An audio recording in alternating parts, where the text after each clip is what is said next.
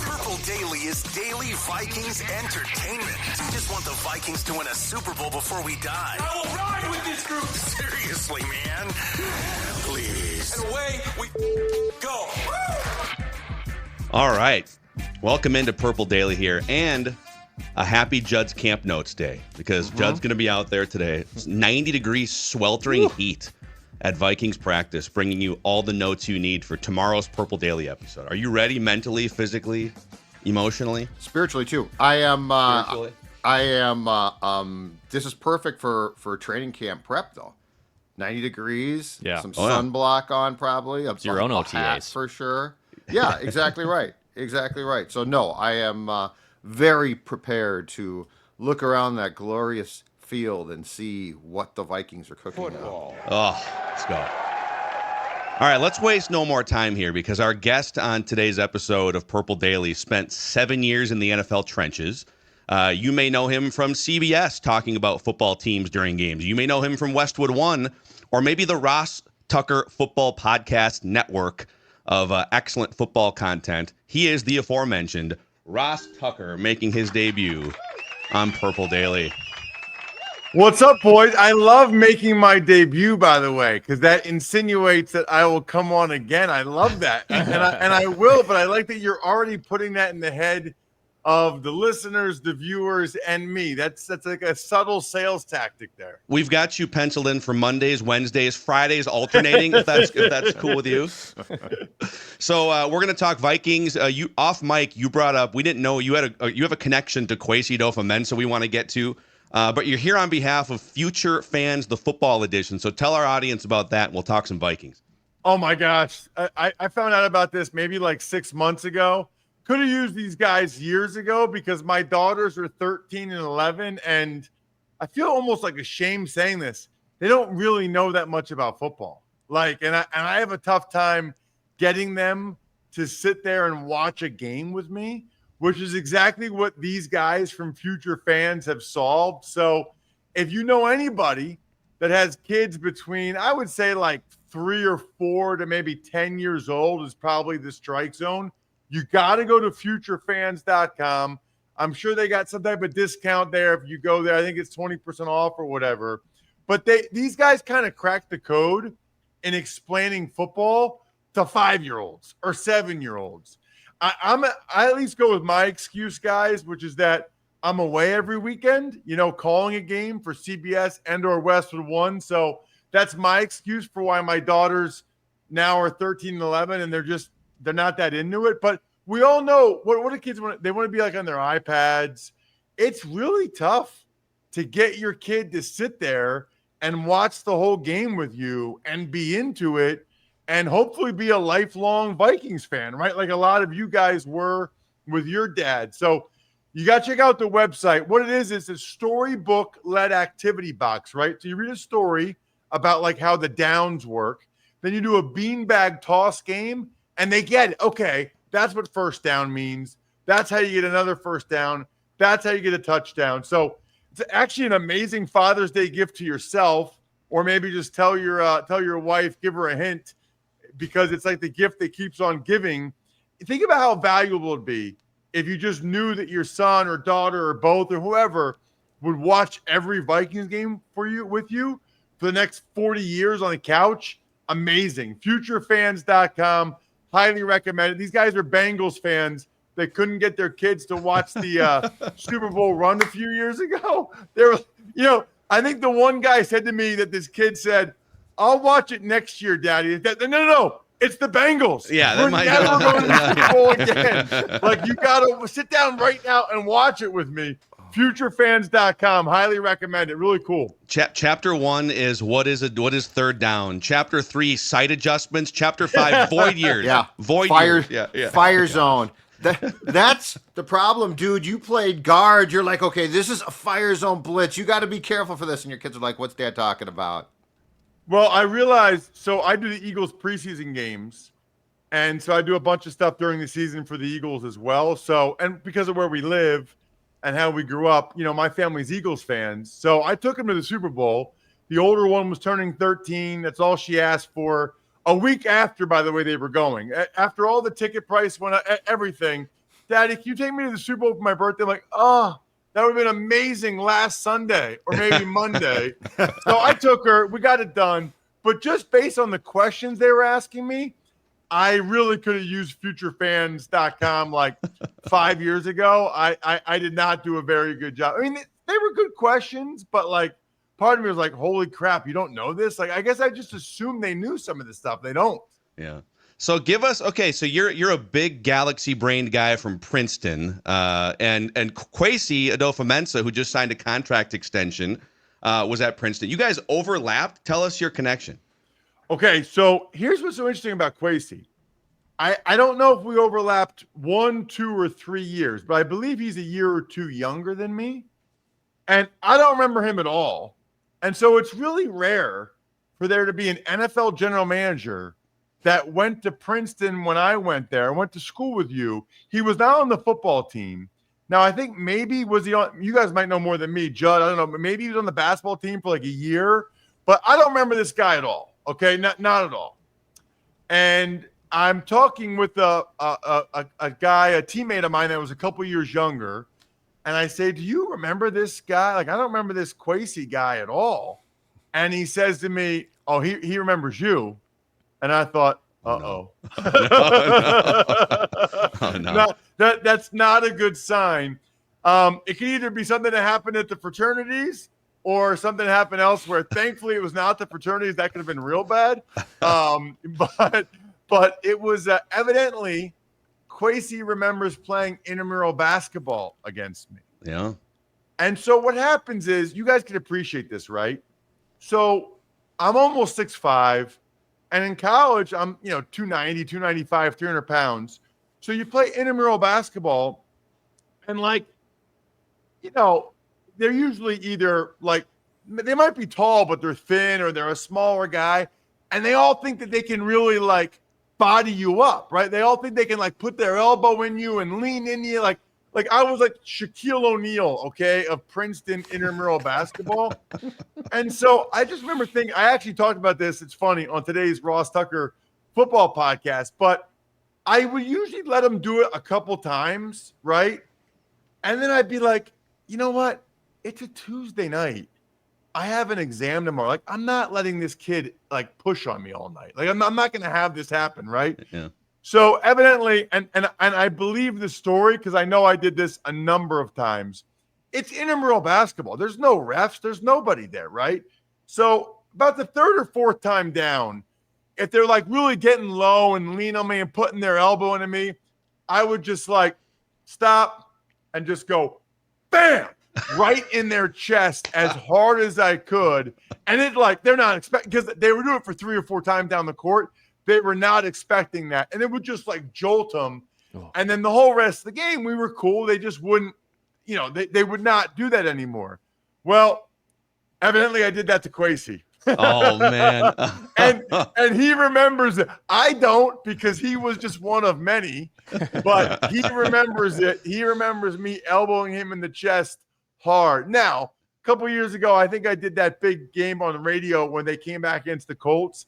And we talked about it, and I laughed about it. I think he was laughing about it. But the fact that the Vikings general manager, who's done a terrific job, by the way, distinctly remembers me elbowing him in the chest, probably does not bode well for me ever getting a gig with the Minnesota Vikings. Not that I'm looking, but I can I could probably cross the Vikings off the list of future employers. If you were Kwesi, you would not forget that, though, Ross. I mean, imagine, so like he's like, because like I'm sure it was annoying, like a gnat to be hit by these guys, but when a guy like you basically lays down the law, I think that would be a lifelong memory, not of the good sort, for a guy like Kwesi.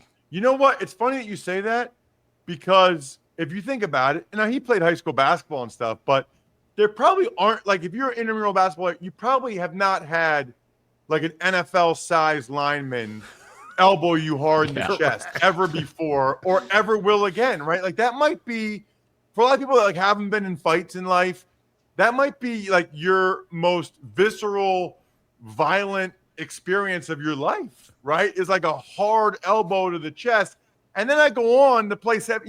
He obviously remembered my name. And then I go on to play 7 years in the NFL, and I'm a broadcaster and all these things.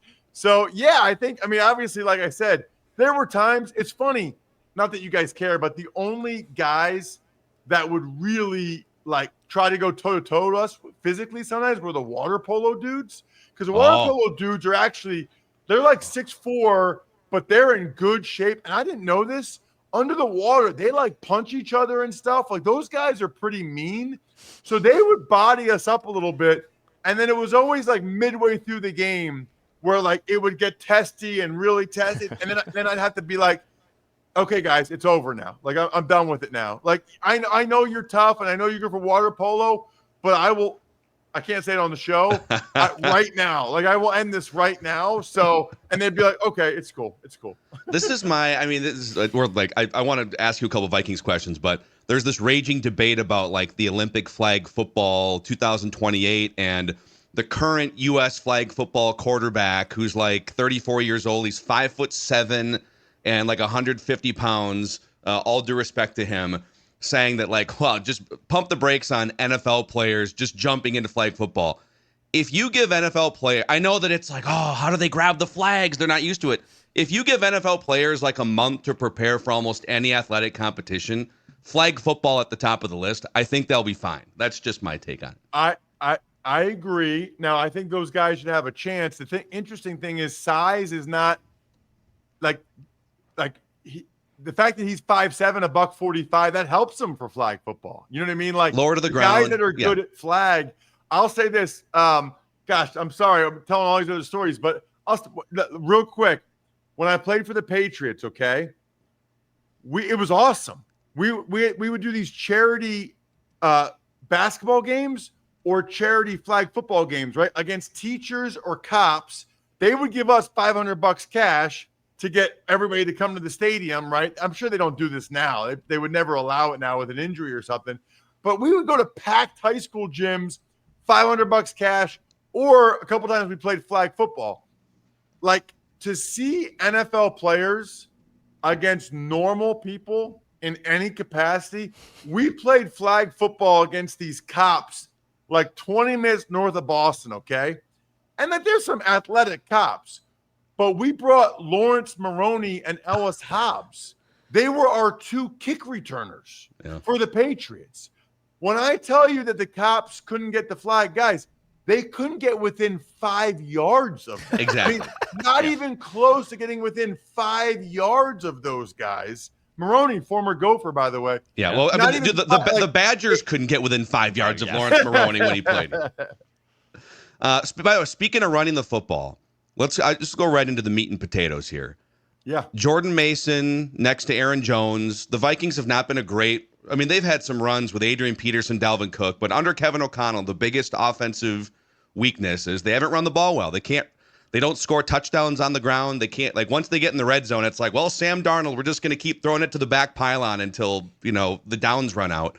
They upgraded, we think, 60% of their offensive line. They brought in Jordan Mason from San Francisco. Do you think the Vikings can run the ball this year, Ross Tucker? Well, I think that they need to. I really do. Obviously, they're going to make every effort to do so.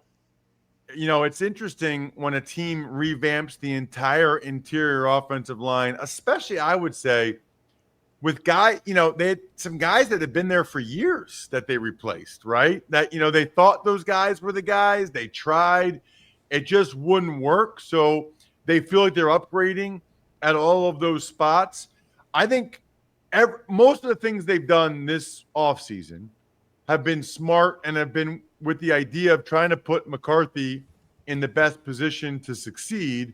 And running the football, obviously, would be chief among those. No matter how much they like him, and I've seen the quotes and all that stuff, you do not want a kid in his first time playing to be what you really want to do. Here's the whole goal, and Kevin knows this, okay? He does a terrific job. You want to minimize the amount of obvious or known passing situations for JJ, right? Known or obvious passing situations are not any quarterback's friend let alone a young quarterback's friend, right? If the defensive line can just tee off, if the D coordinator can spin the dial on coverages and blitzes, I don't care how smart he is or how much everybody likes him, you are going to see some struggles, which is why Kevin tries to throw the ball on first down, tries to do the play action. He does the thing that he knows puts a quarterback in a position to succeed. Running it more effectively would help McCarthy out tremendously. Ross, what's your assessment as well of the division? Because I feel like the national perception is Bears much improved, Detroit still on top, Packers are just consistently good, and I've seen some thought process that the Vikings might actually be like third or fourth, which would shock me. But coming from your perspective as a person that covers the entire league, and this is a tough division, where do you put the Vikings as far as how the NFC North stacks up?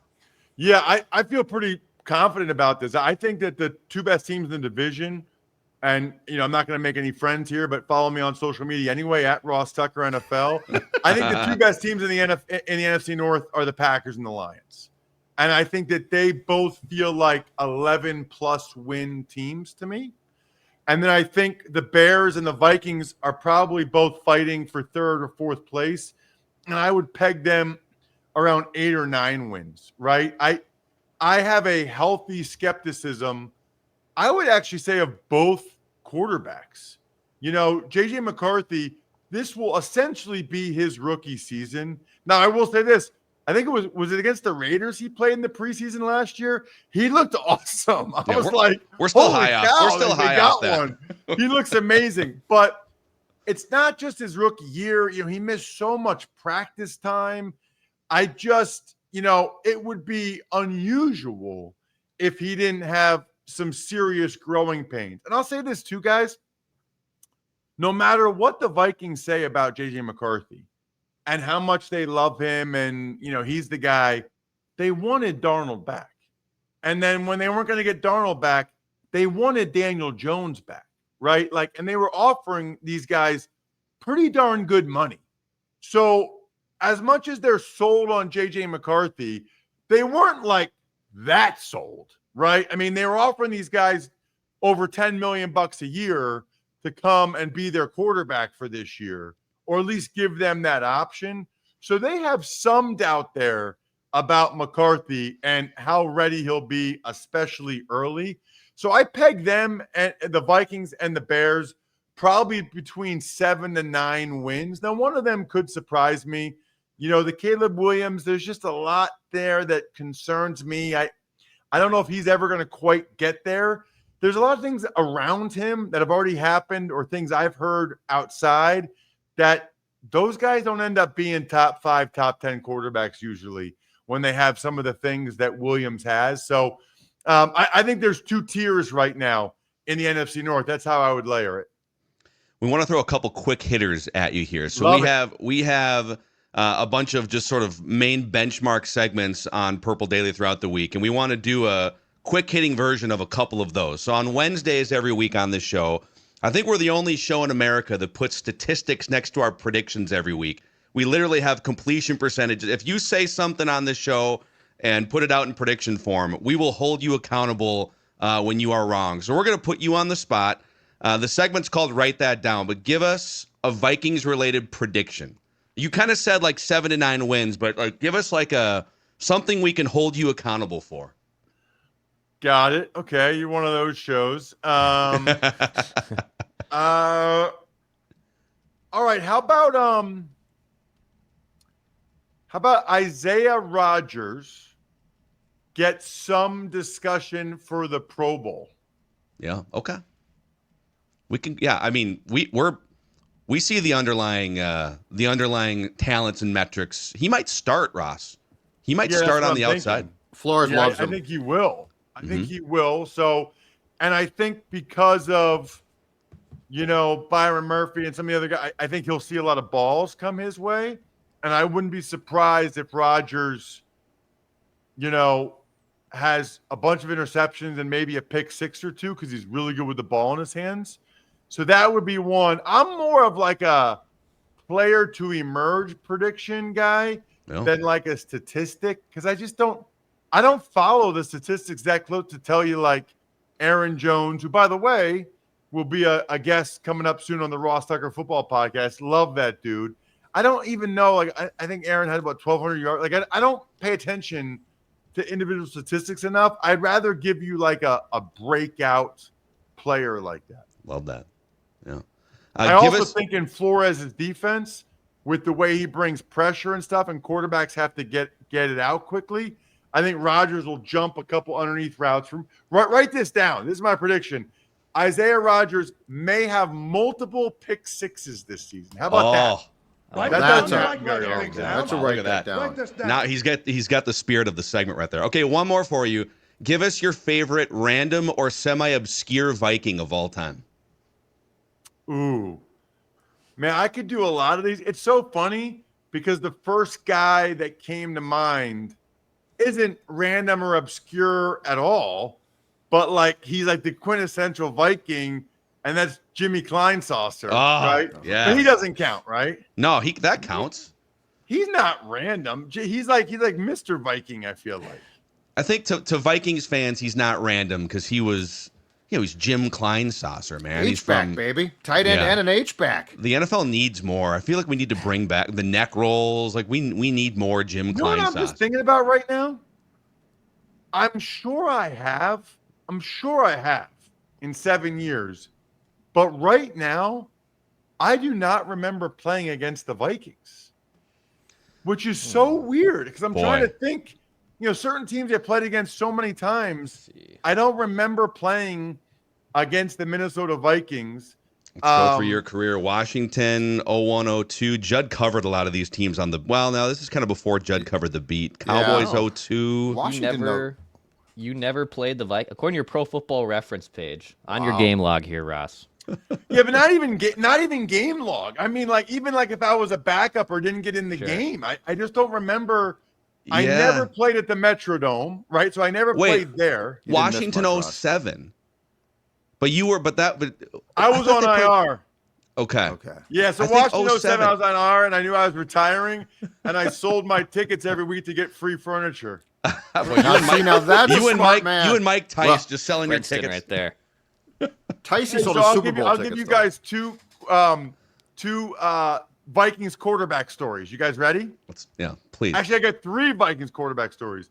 Number 1, my rookie year in Washington, one of my favorite teammates ever, Sage Rosenfels. Oh, friend of the show. Who got traded to the Vikings to be the starter until they got Favre. Yep. I think Sage got traded 3 times maybe in his career, which has to be a record. How many guys get traded 3 times? Yeah. But 2 Vikings quarterbacks that played at the same time or around the same time that I have very different connections with, okay? 1, Randall Cunningham, okay? Mm-hmm. My favorite football player of all time. My first football game ever, I'm 6 years old. I go to Veterans Stadium in Philadelphia. Ron Jaworski's the quarterback. They bring in this rookie named Randall Cunningham only on 3rd and longs. Think about that. A rookie quarterback that only comes in on 3rd and long.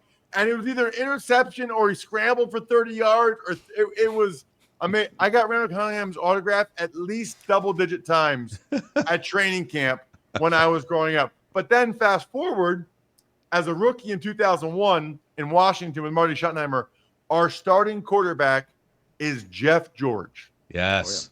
4th day of training camp, I tear my MCL. I'm an undrafted rookie free agent out of Princeton, as we talked about. I'm coming over for meetings, okay? And Jeff George looks at me and says, in the cafeteria, "Hey, Tuck, do you want a smoothie? I'm going to go get a smoothie." I had no idea Jeff George knew who I was, knew my name. He called me Tuck, my nickname. And I remember thinking to myself, like, "Sure, Jeff George, I would love a smoothie." Yes, and leadership. Jeff George goes and comes back with 2 smoothies. So people always talk trash on Jeff George. Yeah. He comes back with 2 smoothies, gives me one. I'm out multiple weeks with that grade 2 MCL. I come back for the 2nd preseason game. I have a sprained right MCL, okay? Because the other backup O-lineman screwed up in the first preseason game, they moved me to left tackle because they know I at least know what's going on. I played right guard at Princeton. I have crazy short arms, never played tackle. Fourth play of the game, guys. I've never been in an NFL stadium, like on the field, like my first NFL game at home against the Falcons. Fourth play of the game. I'm supposed to play the whole second half at left tackle. Chris Samuels, our starting left tackle, gets hurt. And I'm just standing there because I'm like, there's no way they would put me out there with these guys, with Jeff George. Schottenheimer looks at me and goes, get there. I run out there, guys, in the huddle, okay?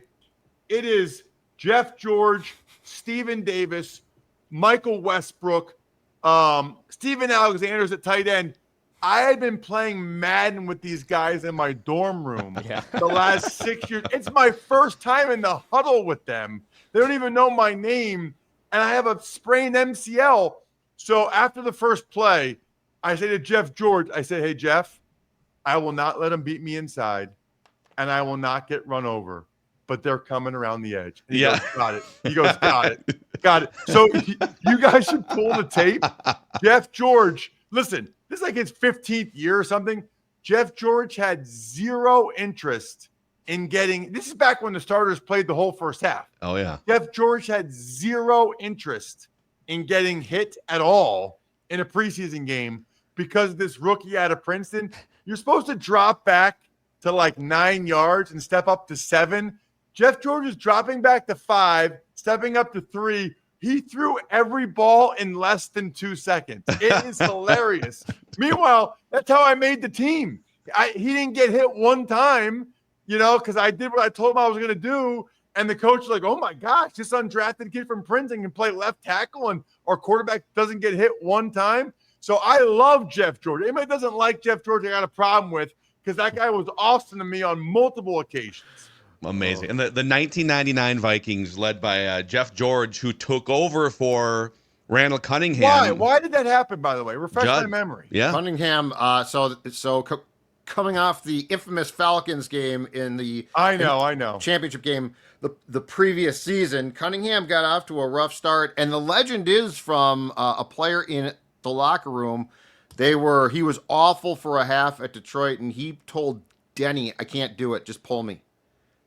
And so Denny looked around and said, Jeff George, next man up. And Jeff George came in. The Vikings, I think, rallied to win that game, made the playoffs. But then, of course, the famous George story here is against the Rams in the playoff game in St. Louis, is when Jeff fumbled the ball and looked at the ball and took like 3 steps back and didn't fall on the football. Cam Newton before Cam Newton. He was not going to your point about not being hit in a preseason game, Jeff George in a playoff game said, I ain't going to be at the bottom of that pile. They were down by like 21. He's like, nah. I'm good. We got a long life to live. So 2 funny things about that are, number one, Jeff George, as great as I was talking about him, Marty cut him after the second game.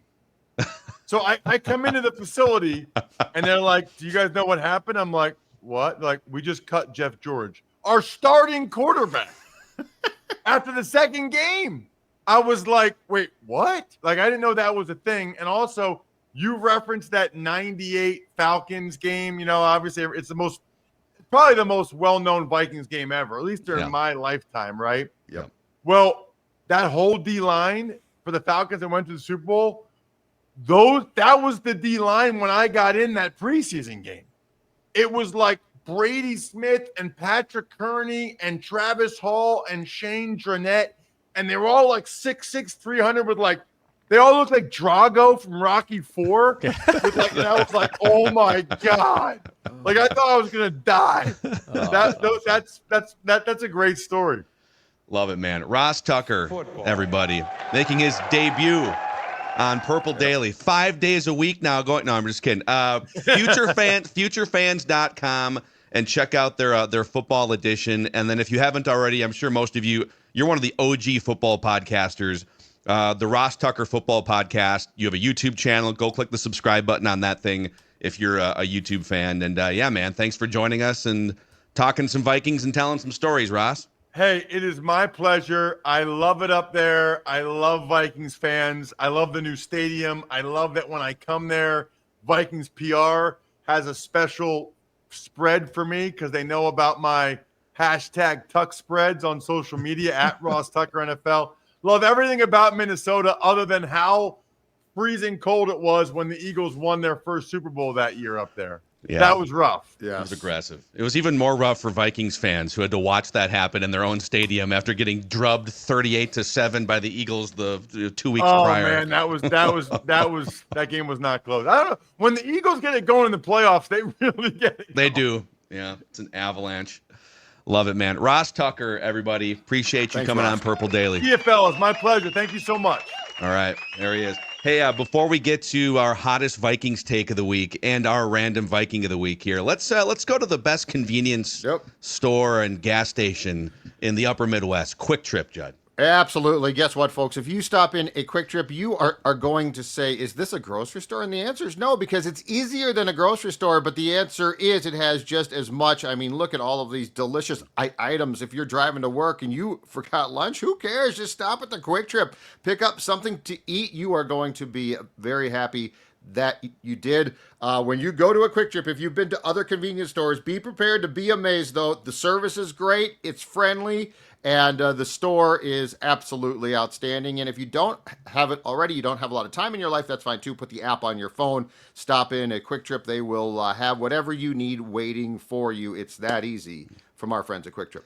And our hottest Vikings take every week is presented by Standard Heating and Air Conditioning. That air conditioning is going to be on full blast here today, it looks like. Yes, it is. Hot, steamy one here in the Twin Cities. So, don't try to DIY your furnace or your air conditioning. I've gotten TikToks about it. And, I'm looking at it and I'm like, this is why I would hire Standard Heating and Air. I'm not going to watch a TikTok on how to fix something like this. I let the experts handle that with my HVAC and my air conditioning. And also with, yes, it's a hot one today, and then tomorrow it's going to be maybe in the comfortable 70s. So you want to make sure long-term that air conditioning is working properly. So go to Standard Heating, tell them that Purple Daily sent you. Don't DIY it, have the experts handle it at Standard Heating and Air. I think Dex has the hottest Vikings take this week, but that was fun, man. I'm sure most people are familiar. He's on CBS doing games. He does games on the radio, Westwood One. He's multimedia all over the place. One of the OG football podcasters, but I didn't know the Kwesi connection, the intramural games at Princeton, and then the fact that he has, because he's kind of a Philadelphia guy growing up, as a kid, an Eagles fan, all those connections to Vikings quarterbacks, man. That was great stuff. How dumb would you have to be, though? Like, if you're playing intramural basketball, and it's not like, oh, I didn't know Ross played football. Oh, I'm very surprised. Like, he's a big guy, right? Right, yeah. Like, how aggressive Are you calling would Kwesi you dumb? be? I'm saying that was Are a you calling very Kwesi dumb? I'm saying it's a very dumb, short-sighted move. I played a little bit at Benilde, and a kid by the name of Sean Lumpkin, who went on to a career with the Saints, played as well. Just for fun on like a Tuesday night, like Ross was saying. And it never occurred to me that, you know what I'm going to do? I'm going to show Sean I got something here. I just stood there. I tried to make a play. He blocked me 3 times. I went home happy, but uninjured. It's funny. This is how our guy Jeremiah Searles played like high school basketball, and this is exactly what he was. This massive football offensive lineman that could not shoot a jump shot outside of, like a little baby hook. And these guys are like enforcers, right? It's like the old school, like 90s Charles Oakley. They're like Charles Oakley. He's the Charles Oakley of the intramural game, basically. If you recognize that name from the 90s Knicks. So, yeah, that was awesome. And hopefully we can get Ross on again sometime, maybe during the season. He's now a friend of the show, too. We didn't explain that. So he is a friend of the once show. you're a friend of the show, you're always welcome back. He did probably piss some Vikings fans off with his Lions and Packers stuff. And I think it's funny because, he's super plugged in. Yeah. So maybe he's hearing things about, not that they're not like moving forward with JJ McCarthy, but there are a lot of people that were plugged in, either guys like Ross Tucker or insiders that for months and months have been talking about, the Vikings would really rather bring in a reliable, like starting caliber quarterback to go with McCarthy. And that's where the Rodgers stuff came from. But we'll just see. I mean, you'll be out there today watching OTA practices. It's all up to JJ McCarthy to just take the job and run with it. They definitely wanted Daniel Jones back for sure, but the Darnold thing where it gets very murky is they were offering him decent compensation, but he's now a starting quarterback who can get a multi-year contract. Yeah. So like that's where I think they offered Sam something, but I think at the end of the day, Sam did what was best for Sam. On Daniel Jones, I'm not so sure he did the smartest thing. Like he might start there. That's great. With Sam, it's like, go free, young man, fly away, see what you can do. You're at that point. Daniel Jones, I don't know, made the right decision. He made the wrong decision. And I kind of said this 2 or 3 months ago. Darnold, I don't know that Darnold had a ton of different options. Like he was going to be signed to be a backup who maybe competed for a job, and then the rookie quarterback got hurt and the runway cleared for him. But if Darnold would have went to a different situation where it was more of an open path to starting than maybe the Vikings as they were drafting a first-round quarterback, he winds up with some crappy franchise. He doesn't get a $100 million contract. In fact, his career is probably close to over if he has another dud season. I think that's what Daniel Jones chose, quickest path to being a starting quarterback again. But if it goes haywire, it's kind of over. If he were to just take a breath, you have 9 years left of an NFL career. If you take a breath and just sit behind a great infrastructure here. Daniel Jones left the quarterback clinic too early. Yes, he did. Which he did not complete the program. He did not complete the program. And don't forget, Darnold, to his credit, did complete the program because he spent a year in San Francisco as a backup. Like we sort of forget it. The graduate program for quarterback rehab. Yeah. I think that year in the Shanahan system, just as far as stability goes, was as important to his success as O'Connell's teaching was. Yeah. So. Yep. All right, Dex. It's your turn for the hottest Vikings take of the week here. Yeah, so let's do this one. We kind of actually hinted at it a little bit there with Ross, and there was even some other moments there that kind of intertwined this, so this is good timing. So here's my hottest take. The running back tandem of Jordan Mason and Aaron Jones is going to be the most productive in team history, surpassing the 2007 Vikings. Whoa. Let me give you some history context here. Let's go back to the 2007 Vikings, a team that had Adrian Peterson in his rookie year. That Vikings team was first in the NFL in rushing yards with almost 2,700 rushing yards. 22 touchdowns, tops in the NFL.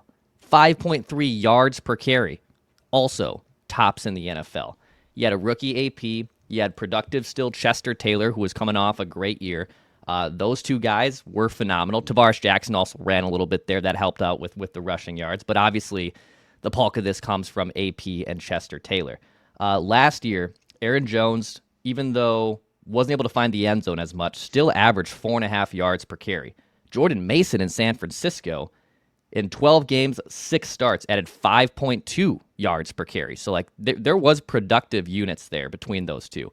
With AP and Chester, respectively, they averaged 5.6 and 5.4 yards per attempt. That's a lot of yards per attempt. That's awesome. However, when we measure successful rate in rushing, now context does matter here because I think teams were handing the ball off more, so it was harder to maybe be as successful. Aaron Jones and Jordan Mason had a better rushing success rate, which is a successful gain of at least 40 yards on first down, 60%. 40%. 40%. Yeah, not 40 yards. That would be all. I mean, that would be pretty nice, though. A successful run is at least 40% of yards required on first down, 60% on second, and 100% on third or fourth. Last year, Aaron Jones and Jordan Mason were very productive, 49 and 47%. They're actually higher than what Chester Taylor and AP were able to do from a successful rate on rushing. I think this tandem is going to be the most successful in team history since the 2007 Vikings. That's my hot take. So since 2007, but not better than 2007? It's almost impossible. It's a distinction I want to make before I respond. Say 2007. Say you're going to include it. Since 2007, because 2,700 yards in today's NFL is pretty damn tough. I don't. Okay. So since 2007, and we're talking about tandems here. It's a good take. Like, it's a very solid take. I don't know if we're not going to include that first year. It's mildly hot. I wouldn't call it a scorching hot take, partially because I think it's got a chance. And when you look at, I mean, part of this too that we probably need to talk about a lot more is the fact that you now have, if they're all healthy, an offensive line that's going to be the best since 2009 or so. So, like, to me, that changes the entire equation here. Because you're not just, hey, Aaron Jones and Jordan Mason, you go out there and get them. You're actually talking about a line that is probably going to be pretty damn good as far as blocking goes in the run game. So I would say it's a definite, it's got some heat to it, but I think it's got a chance as well because duo-wise, I mean, once Chester left, it was Toby Gerhart with Adrian. Like, you've got some decent duos, but you don't have I don't know that you have the 1-2 punch that Mason and Jones with very different styles are going to give you. So if you look the since 2007 makes it's a very warm take, but it's not like a nuclear take. If Declan would have said better than the 2007 Vikings, then it would have been a bridge too far. Yep. Because if you look and someone would have to do like all the research on this, but the teams that run for 2,700 yards or more, 2,700 yards or more, you either need to have an all-time great running back. Like last year, for instance, 2 teams ran for more than 2,700 yards. The Eagles and the Ravens. First ballot Hall of Fame running backs in Saquon Barkley and Derrick Henry. Those are like the on the Mount Rushmore of the last 15 years of running backs. Those guys are on it for sure. And or you need a dynamic running quarterback like the Ravens have in Lamar Jackson. And the 2007 Vikings checked that box. Adrian Peterson, all-time great running back. And also Chester Taylor was a 1,200-yard back the year before when he was the starter. And you plug him into, he's so funny, he actually started the season, like the first 8 games or whatever, the first 5 games. Oh, yeah. And then Peterson was just undeniable. So I would say that this year's Vikings team certainly does not have an all-time running back, nor do they have a high-end running quarterback, although McCarthy is sneaky with his mobility and may pick up some rushing yards. So there's really no path that I see to being a top 3 rushing offense. But how about like fringe top 10 in the league? If you can become go finish 8th in rushing yards with a nice yards per carry, and most importantly, the 22 touchdowns from 2007. I think that's the number Declan threw out. Peterson had 12. Taylor had 7. And then T-Jack ran 3 in himself. Only 3 guys had rushing touchdowns for that Vikings team. They had like 7 or 8 last year. Yeah. So can you get that total up into the mid-teens, 15, 16 rushing touchdowns and just put points on the board by walking the ball over the goal line? I'd be curious to see, too, though, with Peterson in particular, how many of those touchdowns were explosive runs, because he would score from 30 yards out, 40 yards out. We're just literally talking about pounding the rock in from the red zone, gentlemen.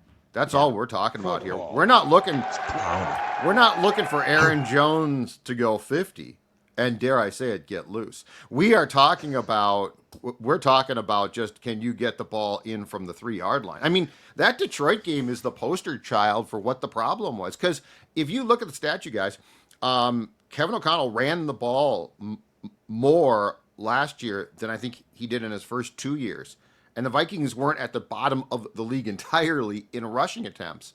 But still, when push came to shove, you couldn't, in your most important games, establish a ground game. Which is why I do think that those last couple of games, if they serve a purpose, the purpose was to hammer home the point that you had to make changes. Yeah, they did finish 19th in total rushing yards last year. It was 9 rushing touchdowns. So they were kind of bottom third of the league for sure in the yardage. Like they were kind of fringe bottom third. But the yards per attempt too, the best rushing teams in the NFL are 5 yards and over.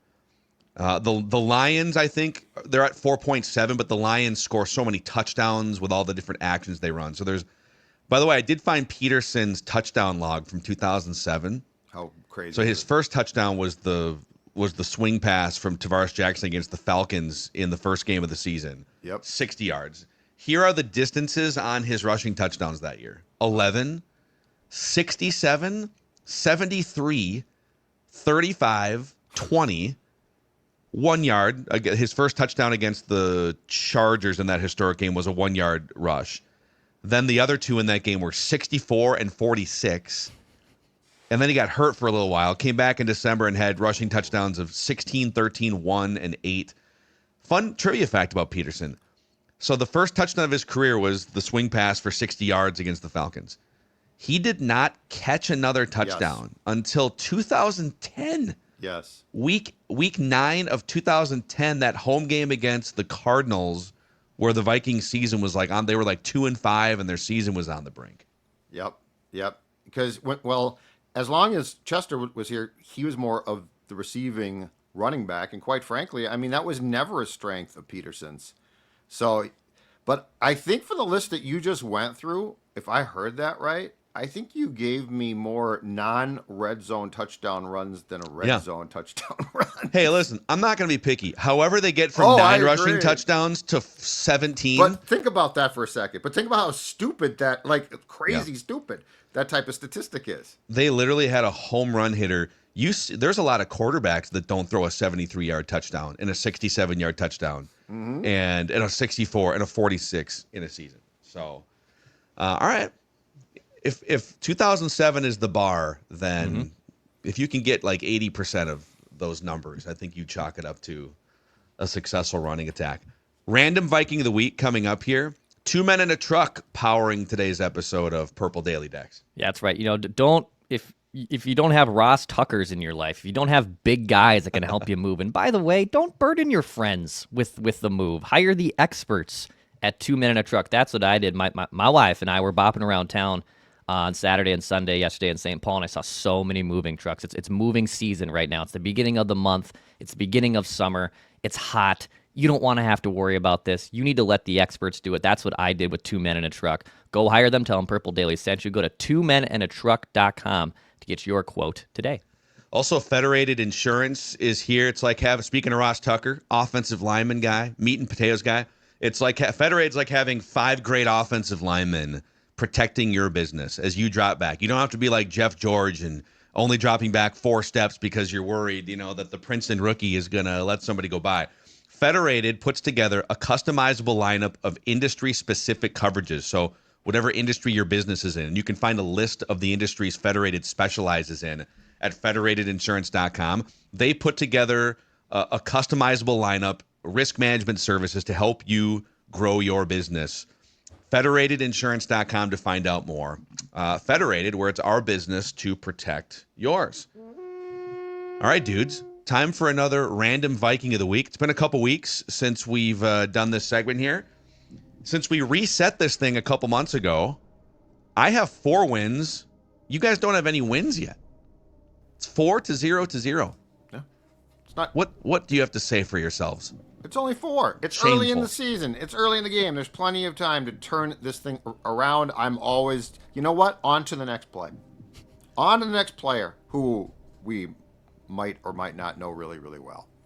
Oh, okay. There's a clue right there. Judd's already I'm dropping not giving clues any here. clues. I'm just saying maybe you know him really well. Maybe you don't know him real well. So the four that we've done in the reset version now, where all the players go back into the pool: Bobby Wade, EJ Henderson, Matt Asiata, and Mike Tice. And so it's going to be me versus Declan. Judd has the clues. We get 3 strikes each. If one of us hits the third incorrect answer, the other one wins automatically. Here we go. Alrighty. Clue number 1 is this random Viking had stints with 6 NFL teams. 6 NFL teams. When you say 6, I'm gonna ask a clarification on the first question. Sure. When you say stints, did he appear in games in all 6 of those? No, he did not. Pretty common for players to. Yeah. Bounce the training around, camp you body, get or picked up, you know, you get picked up, you get let go. It's a dog-eat-dog world. You get caught on a yacht with a pink substance and get cut before and then you you're play on a game. And then you're on a yacht again with Cardi B, and now something else is weird. Well, I think he's with Cardi. with Cardi. They're like together. Right. They're together. No, I know, but I saw a picture that like looked Cardi. like it might have been from a different 3-hour cruise. And it was a picture of him with Cardi B this time, because the other one was with a bunch of like her friends or something. He's going to get. In fact, he's going to get released. He might. All Mike right. Vrabel does not. Yeah, you can't build a culture. Well, and the best part was that the last shot came allegedly during Patriots OTAs, and he's on a yacht. Dude, it's amazing. And he's new to the team. All right. This random Viking was undrafted coming out of Middle Tennessee State. Whoa. Okay. Played his football at Middle Tennessee State. So not a Chip Scoggins volunteer. That's such a specific school. Yeah, why would you unveil that really early here, man? It's ballsy. It's such a specific school. It's ballsy. Oh, yeah, but because of the rules of the game, you either have to know why I unveiled it or not off the top of your head. Because there's no using the Google machine on the random Viking. All right, the Tampa Bay Buccaneers were the first team to sign him. So from Middle Tennessee State to the Tampa Bay Buccaneers.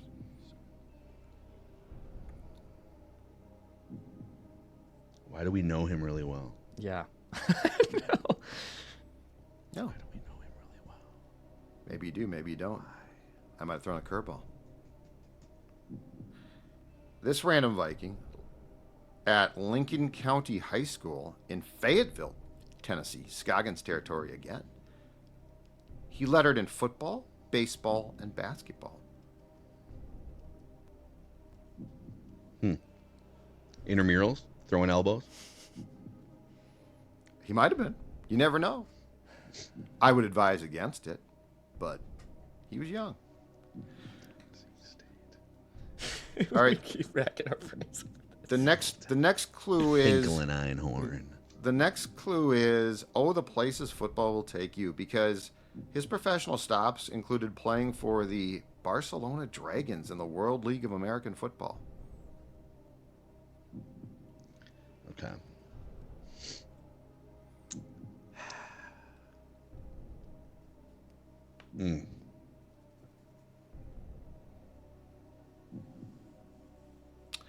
He was successful enough during his collegiate career that Middle Tennessee State in 2008 saw fit to induct him into the school's Hall of Fame, Athletic Hall of Fame.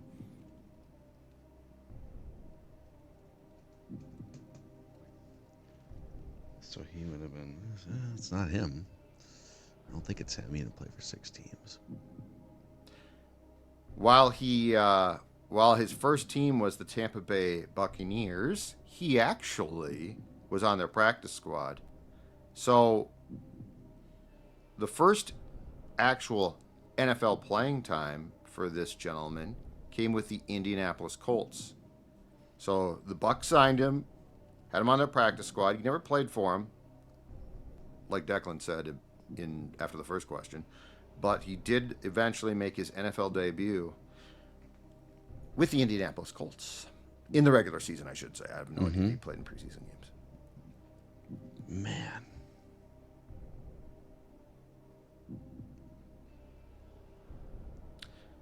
This is a good one. This is a really good one.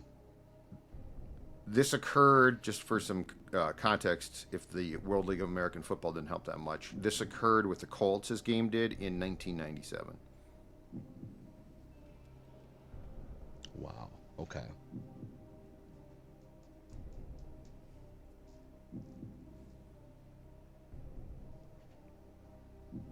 Six NFL teams. You son of a...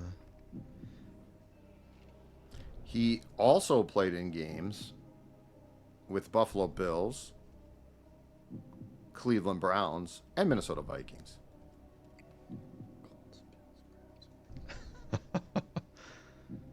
Bills, Browns, Vikings, Colts. This is like on the fringes of my early years as a Vikings fan. I know who it is. Kelly Holcomb. It's Kelly Holcomb. Very good. Sickle, man. Let's go. What gave it away? Bills. Well, the Browns. undrafted aspect, a man we know really well. So it's like he's undrafted but fairly prominent. And I know that if you're not like a 35 or 40-year-old Vikings fan, you don't remember. But we're talking about like the 07, 08 Vikings. Didn't he? He was 07, right? Yeah. He started. He started never- 3 games. Chiefs, that's right. Packers, Eagles. He started. We had a lot of 07. But he was Vikings acquired fans. from. But what's interesting is he was acquired from Philadelphia, Okay. Yeah, because he was like a but he didn't play there. Childress pipe or Or he a played there, but Andy he played Reid games. Yep. pipeline guy. Yep.